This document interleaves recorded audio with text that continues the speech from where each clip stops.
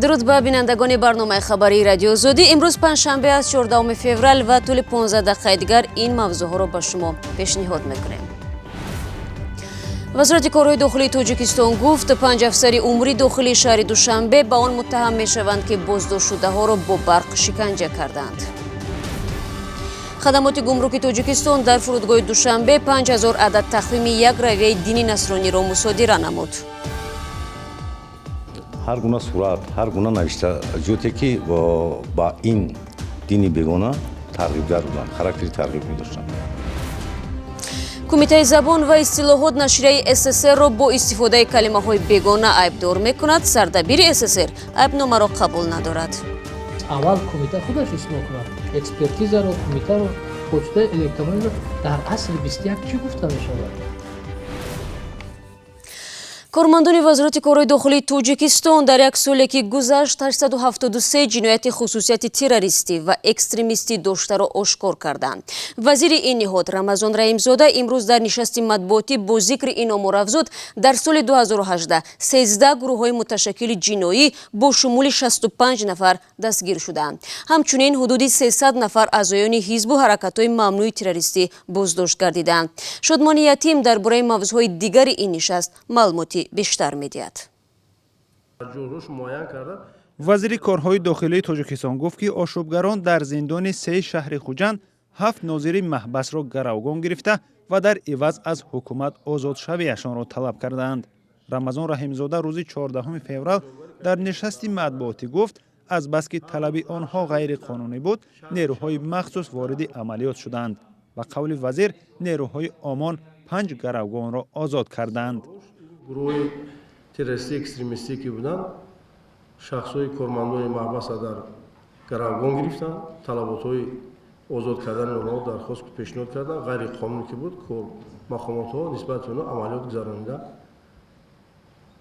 شخصان گروگان گرچند 2 نفرش علاقه کشته شده بود، 5 نفر دیگر را آزاد کرده توانستیم. آشوب در زندان 3 شهر خوجند شب 7 و 8 نوامبر سال گذشته اتفاق افتاد. در این حادثه از دو طرف بیش از 20 نفر کشته شدند. مسئولیت آشوب را گروه تندروی دولت اسلامی بر عهده گرفت. وزیر امور داخلی تاجیکستان نیز گروه‌های تروریستی و اکستریمیستی را مسئول عصیان در زندان خوجند دانست. همچنین وزیر کارهای داخلی گفت نسبت 5 کارمند این نهاد با جرم شکنجه پرونده جنایی باز شده است. 5 نفر از کارمندان کارهای داخلی شهر دوشنبه با رهبری پدپلکاونیک فرهاد نورخان را ضمن بازداشت 1 نفر با گمان صادر کردن جنایت با استفاده از قوه برق شکنجه کردند.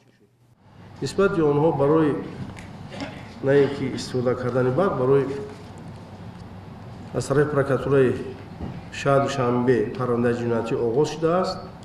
تحقیق شد ادامه دارد.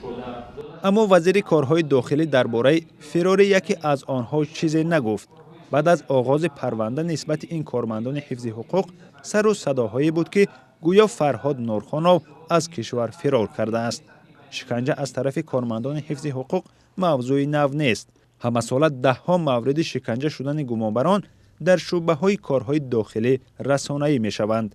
هرچند در نشست خبری این وزارت سوالهای زیاد از شکنجه شدن گمانبران در شعبه‌های کارهای داخلی زیاد شد، ولی وزیر جواب‌های یکسان می‌داد که شکایت‌ها در این زمینه اثبات خود را نیافتند. شادمان یتیم، میرزا نبی خالقزاد، آزادی دوشنبه. رو می‌رویم به موضوعهای دیگر. مقامات تاجیکستان هزارها عدد تقویم کلیسای باپتیستی یک سازمان مسیحی را نابود کردند. این معلومات امروز در نشست خبری خدمات گمرک صدا داد. به گفته مسئولان تقویم‌ها از تشخیص وزارت فرهنگ نگذشته و خصوصیت تبلیغ دینی بیگانه را داشتند. هرچند کلیسای باپتیستی که در تاجیکستان 200 پیرو دارد مصادره تقویم‌ها را عملی نادرست خوانده است. برای یوسفی گزارش می‌دهد.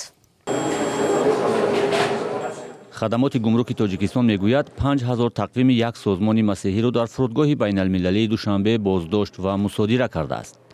масъулини хадамоти гумрук дар нишасти хабарии ин ниҳод тавзеҳ доданд ки ин тақвимҳо хусусияти таблиғи дини бегонаро доштанд. таърихи 18 декабри соли 2018 ҳангоми гузарондани амалиёти гумрукӣ дар фурудгоҳи ҳавоии шаҳри душанбе аз тарафи кормандони мақомоти гумрук зиёда аз 5000 адад варақаҳо тақвимҳои дорои хусусиятҳои тарғиби дини бегона ки ба калисои баптистҳо тааллуқ дошт муайян карда шуд. баъди гузарондани ташхис дар вазорати фарҳанг несту нобуд карда шуд. ҳар гуна сурат, ҳар гуна навиштаҷоте ки ба ин дини бегона тарғибгар буданд, характери тарғибӣ доштанд. як рӯз қабл созмони масеҳии калисои баптистӣ ки дар тоҷикистон сабти ном шудааст хабар дод ки ин тақвимҳо бо далели доштани оятҳо аз инҷил мусодира шудаанд. дар зимн хуршед каримзода раиси хадамоти гумрук ҳам гуфт онҳо аз паҳн шудани маводҳои чопие ки тарғиботашонро қонунгузории тоҷикистон пешбинӣ накардааст ҷилавгирӣ мекунанд. он маводҳои чопие ки дар он бугем ягон навиштаҷотҳои ва бугем иғвогарона ё навиштаҷоти тарғиботие ки дар қонунгузории мо пешбинӣ нашудааст бошад, албатта ин маводҳои чопӣ дошта мешаванд, ёнда мешавад барои паҳнкунии минбаъда бугем иҷозат дода намешавад. мақомоти вазорати фарҳанги тоҷикистон ки бар асоси хулосаи онҳо тақвими созмони масеҳӣ мусодира шудаанд дар ин бора шарҳе надоданд. дар кумитаи дини тоҷикистон гуфтанд ки асли баҳс ба шумораи зиёди тақвимҳо рабт дорад. ба қавли ин ниҳод вақте 5000 тақвим ба кишвар ворид карда мешавад маълум аст ки он танҳо дар дохили иттиҳодияи динӣ истифода намешавад. маълум аст ки ин дар дохили иттиҳодияи динӣ амалӣ карда намешавад. маъракаи тарғиботӣ ба ин аллакай як нав қонуншиканӣ маҳсуб мешавад. гузашта аз ин тақвимҳо ки муҳтавои динӣ доштанд пеш аз ворид намуданашон ба тоҷикистон аз ташхиси давлати диншиносӣ гузаронда нашуда буд. ба ҳамин хотир кумита баъд аз оне ки онҳо мусодира шуданд ба он баҳои дини ҳуқуқӣ медод, хулосаи манфӣ баъди гузарондан аз ташхиси давлати диншиносӣ хулосаи манфӣ дод. ба гуфтаи мақомоти кумитаи дини тоҷикистон калисои баптистӣ дар тоҷикистон ҳамагӣ 200 пайрав дорад, вале тақвими ворид кардааш чанд баробар бештар аз ин рақам аст. бар асоси қонун созмонҳои динӣ бояд мувофиқи шумораи пайравони худ ба кишвар адабиёт ворид кунанд. бинандагони азиз, акнун таваҷҷӯҳ кунед ба як эълон. радиои озодӣ рӯзи 12 феврал бахши аввали силсила гузориши таърихиро зери унвони реги омӯ 300 соли нахусти ислом дар маворонаҳр дар озодӣ видео ва вебсайти радиои озодӣ нашр кард. пешниҳод мекунем ки ин филмро тамошо кунед ва назару саволҳои худро ироа доред. шумо барномаи хабарии радиои озодиро тамошо доред. тӯли 2 рӯзи ахир садҳо мошинҳои сабукраву боркаш мунтазиранд ки кайрои душанбеву чаноқ барои раву об боз мешавад. ронандагон ва мусофирони интизор гаҳ-гоҳе мошинҳоро рӯшан мекунанд то дар ҳавои сард гарм шаванд. дирӯз корманди ширкати АРС Туғён Умарови 63 сола ба ҳангоми тоза кардани роҳ зери тарма монда ба ҳалокат расид. ҳамкорони мо аз настоящее время вазъи ин шоҳроро омӯхтанд ва гузоришро Кайумарзиятто тақдим мекунад. ҳаракати нақлиёт тавассути ягона шоҳроҳе ки марказро бо шимоли тоҷикистон мепайвандад аз шаби 12 феврал боз дошта шуд. бинобар тармафароии зиёд масъулони нигоҳубини роҳ дар тоза кардани он душворӣ мекашанд. ронандагони мошинҳои борбар мунтазири боз шудани роҳанд. таксиҳои байнишаҳрӣ низ ҳамроҳи мусофирон дармондаанд. онҳое ки боварӣ надоранд роҳ ба зудӣ боз мешавад ба пойтахт бармегарданд. вале ронандаҳову мусофироне ки кори оҷил доранд ва бояд худро то шимоли кишвар бирасонанд интизори боз шудани роҳ ҳастанд. аз об ина мошино ҳам саралкав бензиншу халос шуда заводид кан кор фардан ёра хай накрижда дорем кая ки боиш кунанд ин соат дуй мешава соат гуфта ваъда доистанд 8 саҳар амира да истодаги раҳ меган маҳкама инҷа да истодаги мақсад чикор ҳичи агар мақсад раҳ ҳуй шава мерем раҳ ҳуй нашава брат на раҳ гашта мерем акаҷон. мо аз клуб ҳастем мо бояд федератсия россияро донишҷӯ ҳастем омада дар ин раҳ мондагием имконият нест ки мо мақсад ба хуҷон равем ва ба воситаи ҳавопаймо яъне ки мо парвоз кунем. мо дар инҷо мондагем, ман фикр мекунем ки билетимон месӯзад. ай майхӯро омадам наметавонам рафта, ҳамаша занҷир зам успед накардам, натонистам бурам. мақомот мегӯянд хадамоти роҳтозакунӣ ба таври шабонарӯзӣ фаъолият мебарад, аммо аз сабаби тармафароӣ аз ҳад беш дар минтақаҳои баландкӯҳ пешгӯӣ кардани он ки роҳ кай боз хоҳад шуд мушкил аст. наҷотдиҳандагон мегӯянд вазъият дар ин роҳ то рафт хатарнок мешавад ва сокинон бояд дар ин рӯзҳо аз сафар тариқи ин шоҳроҳ худдорӣ кунанд. Неоднократно обращаясь к населению Республики Таджикистан через различные СМИ, это СМИ, отечественные СМИ и зарубежные СМИ, это и радио, и телевидение, и сайты. хориҷӣ ва сомонаҳои интернетӣ ба аҳолӣ ҳушдор додем ки ҳаво рӯзҳои 13-14 феврал номусоид мешавад, аммо мутаассифона на ҳама ба ҳарфҳои мо гӯш мекунанд. К сожалению, не все к этому прислушиваются и выполняют наши рекомендации. соли гузашта барф тақрибан наборид, аммо дар соли 2017 дар шоҳрои душанбе чаноқ чанд сад тарма фаромада боис ба ҳалокати 21 нафар шуд. ҷустуҷӯи баъзе ҷасадҳо то чанд моҳ тӯл кашид. кумитаи забон ва ислоҳоти Тоҷикистон бо нашрияҳое ки қоидаҳои забони давлатиро риоя намекунанд мубориза мебарад. аз ҷумла дар як соли гузашта даҳо шумораи нашрияи СССР аз санҷиш гузаштаву ба нақси меъёри забонӣ айбдор шудааст. дар ин кумита мегӯянд дар сурати ислоҳ нашудани камбудӣ аз тадобири ҷиддитар кор мегиранд. барои Юсуфӣ дар гузоришаш назари ду тарафи баҳсро пешниҳоди шумо мекунад.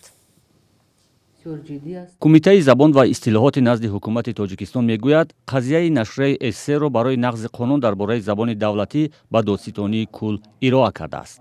гавҳар шарофзода, раиси кумитаи забон ва истилоҳот, бо эълони ин хабар гуфт, қаблан кумитаи забон масъулони нашрияи СССР-ро аз тариқи нома огаҳ карда буданд ки дар матлабҳои рӯзномаашон талаботи қонун дар бораи забони давлатӣ риоят намешавад. СССР ки зери назорати ҷиддии кумита қарор дорад ва ҳангоми суҳбат бо мутахассисон мо гуфтем, ҳарчанд ки онҳо гуфтанд сабаб дар чӣ аст ва сабаби бо ин забон нашр шудани рӯзнома дар чӣ аст, ин баҳонаҳо назди қонунгузорӣ ва назди татбиқи қонуни ҷумҳурии Тоҷикистон дар бораи забони давлатии ҷумҳурии Тоҷикистон ягон асос шуда наметавонанд. мутахассисони кумитаи забон ва истилоҳот мегӯянд, қабл аз санҷиши нашрияи СССР 41 шумораи ин рӯзномаро таҳлил ва омӯзиш карданд. масъулини кумита иддао доранд ки ба идораи рӯзномаи СССР дар мавриди нақси қонун дар бораи забони давлатӣ бо мисолҳои мушаххас мактуби расмӣ ироа карданд, аммо масъулони рӯзнома ба он посух надоданд. ба дунбол нашрияи СССР-ро мавриди санҷиш қарор доданд, аммо бо иллати идомаи нақси қонуни забон дар ин нашрия қазияро ба додситонии кул ироа карданд. мебахшед, вале ҳар як истилоҳи байналмилалӣ вақте ки дар забони мо ворид мешавад, хонахо он муродифи тоҷикии худро дорад. масъулони нашрияи СССР ворид шудани номаи расмӣ ба идораи рӯзномаро таъид мекунанд, аммо мегӯянд ин нома бештар хусусияти тавсиявӣ дорад. сайёфи мизроб, сардабини нашрияи СССР гуфт, дар ин нома ба онҳо ҳатто огаҳӣ надоданд ки дар сурати иҷро нашудани талаботи пешниҳодшуда дар баробари ин рӯзнома парванда боз мешавад ва ё ҷарима мешаванд. ҳам кумита, ҳам экспертиза, ҳам дар ин ҷо омадааст почтаи электронӣ. Пас аввал кумита худаш ислоҳ кунад, экспертизаро, кумитаро, почтаи электрониро. ба қавли ӯ, оё кормандони кумитаи забон ва истилоҳот намедонанд дар забони тоҷикӣ гурӯҳи калимаҳое ҳаст бо номи архаистӣ ки истифодаи он ҷиноят нест. ин қадар забонро сахт гирифтан чӣ лозим аст? Бубинед ба мо чӣ эрод мегиранд. Масалан мегӯянд ки шумо калимаҳои зима ба зима гирифтан, ахирӣ, аҳодис, қуръонӣ, одат, аҳдофро инҳо тоҷикӣ ҳисоб намекунанд. дар навбати худ реаниматсия, чиновник, парадокс ва ҳатто аббревиатураи смарт ва дигару дигарро ҳам инҳо тоҷикӣ ҳисоб намекунанд. сайёфи мизроб чунин иддаоҳои кумитаи забон ва истилоҳоти Тоҷикистонро ғайривоқеӣ дониста афзуд, агар хонум Шарофзода чунин мутахассиси хуби забон бошад, омода ҳастам ҳамарӯза қабл аз оғози кор 45 дақиқа дарси забони давлатӣ аз сӯи раҳбари кумитаро бишнавам. خب بینندگان عزیز با این مطلب برای امروز برنامه خبر رو پایان میبریم. اما اگر شما شاهد حادثه فوق‌العاده شدید و عکس و نواری جالب و مهم دارید برای ما بفرستید، ما با شما حتما تماس میگیریم. گزارش‌های رادیو آزادی رو در آزادی ویدیو تماشا کنید. سامانه ما www.azadi.org نیز در خدمت شما عزیزان است. فردا تماشای نوید بامدادی رو در صبح بر وقت فراموش نکنید که خبر و مطالب جالب رو در بر میگیرد. خدا نگهدار هر یک شما.